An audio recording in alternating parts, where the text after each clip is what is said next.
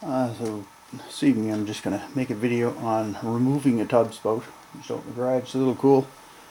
We're into spring and we're supposed to get 12 to 14 inches of snow overnight. Anyway, I just got back from vacation and I sort of want to go back. But anyway, I'm here. So I have 4 spouts. And I know a number of people had mentioned about how do I take my spout off.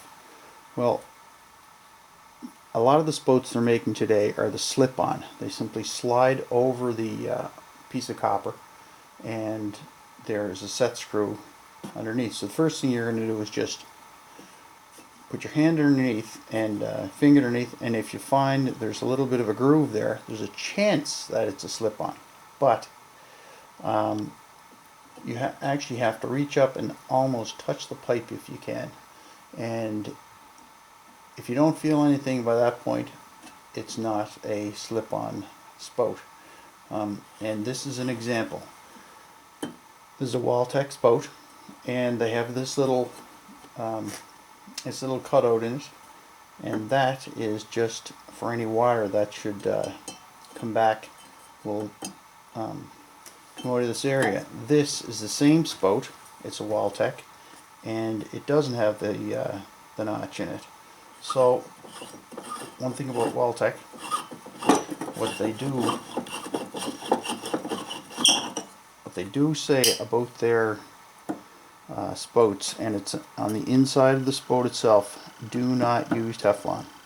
So this is continuous thread. All you do is you put your spout on and you dial it right in until it's snug. It's hard to get a little snug. I'm trying to balance these 4 spouts up.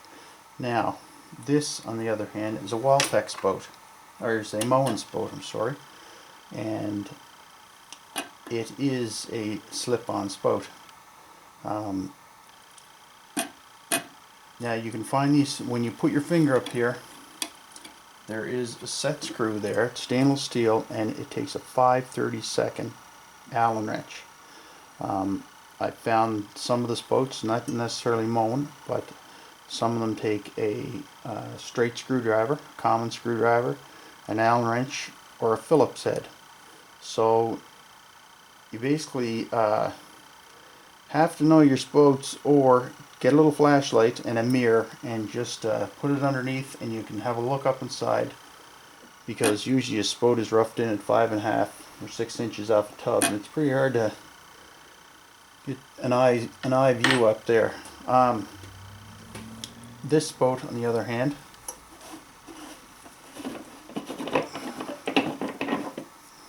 I was hoping that wasn't going to happen, but it did.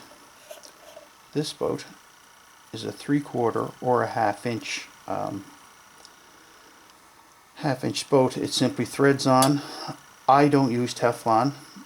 What I do use is a little pipe dope, and they don't recommend using Teflon with the plastic, but I'll put a little pipe dope in there, and I'll make that up. One thing to do is remove the 3/4 by half bushing.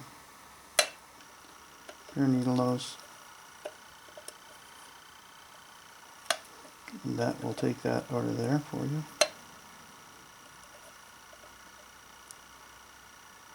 It's probably going to fight with me because I'm videotaping it.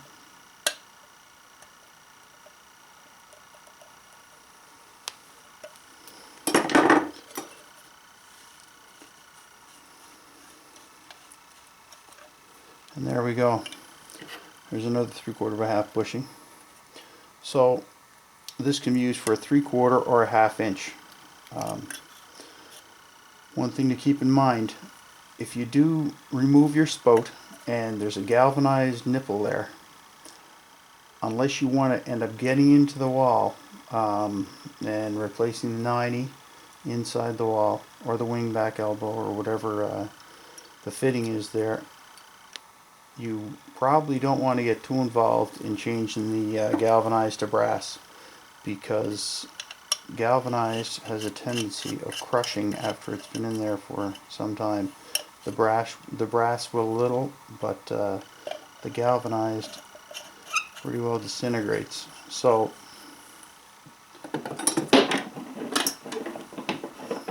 that's all that's involved in that style of spout. Now, in situations, I will take a set of channel locks. I'll grab a hold of the spout. This is an older spout, and I won't be able to budge it. First thing I'll usually do is I'll take something, I'll slide up inside here, and I'll go to turn it. Doesn't move. Set of channel locks. Doesn't move. Then I'll reach a point where it's the pipe wrench time, and it moves. So I've taken, I put the pipe wrench on there. I've removed this spout, and I like the Moen spout. That could be something that passes through you. So just a matter of taking a set of channel locks, and I know people are going to question this, but it works. There's no great amount of pressure on these spouts as far as one that has no diverter here on the spout itself. The water simply coming out and going into the tub. This one, on the other hand, the Moen, has an O-ring in here, so that makes the joint nice and watertight. Now I've removed this brass nipple here, and I've done this before, not that often. I'll take a male adapter, solder it on a piece of copper. Remember your Teflon. If you can see through it, I usually put 4 or 5 wraps on it. If you can see through it, put it up to the light, see through it, you better double it up. Some of the stuff out there, I said it before, it is not good enough for dental floss. So a Moen spout, the pipe will go in 3.5 inches, about 3.5, 3 5/8, something like that. But the O-ring itself is around 1 inch inside the spout. So really you only need 2 inches to be on the safe side. I usually go 3. Now what I'll do, I'll just take a pair of channel locks,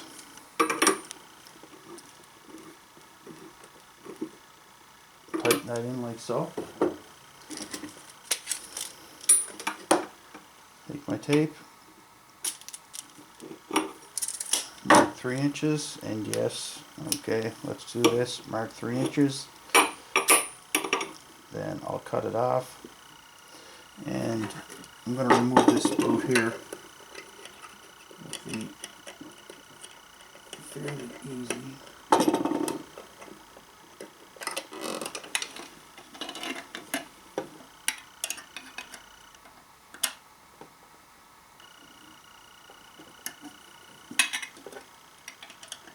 So that I'll be able to turn this set of cutters.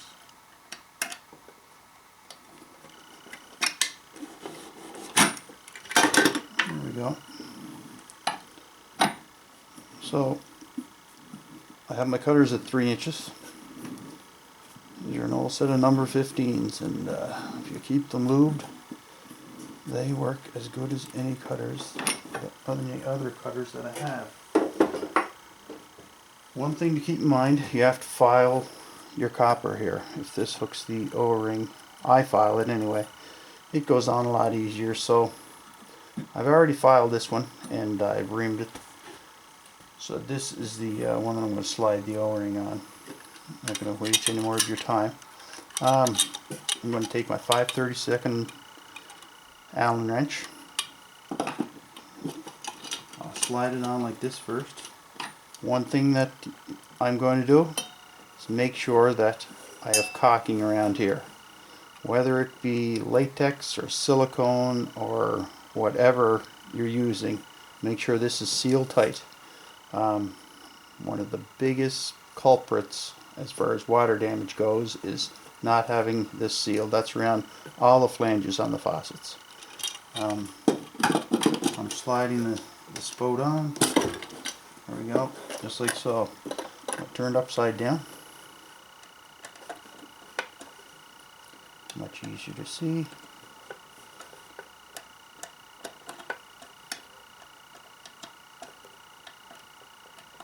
A little cooler here tonight. So it's just starting to snug up there. So I'll put my Allen wrench in it, just like so.